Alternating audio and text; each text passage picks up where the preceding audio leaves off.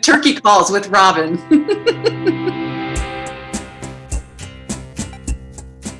Unfortunately, 46 million turkeys are served every year at Thanksgiving. So if you really think about that number, I did a quick Google what to compare that to. The population of New York City is 8 million. Which has to mean, there's no way around it, that those are factory farmed turkeys. Yeah. I think people put turkeys, I know I did prior to going vegan.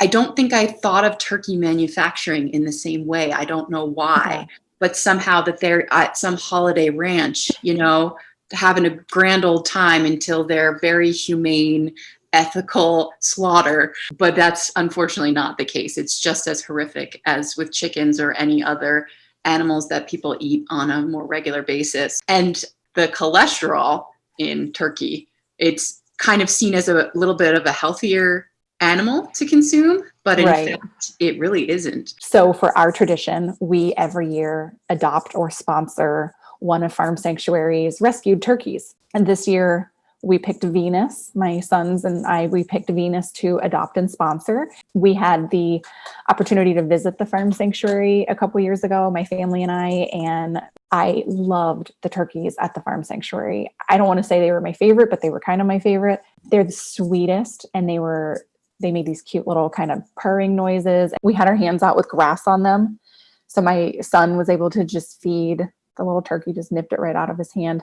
And on a side note, all the turkeys at Farm Sanctuary are rescued, usually from really bad situations. And unfortunately, the majority of these turkeys their beaks had been cut. Yeah, I'm glad you brought that up, Robin, because that's just one of the many things they do with chickens as well, because they're crammed in such tight quarters, like you were saying, that as standard practice, totally legal, their beaks are cut off without any anesthesia.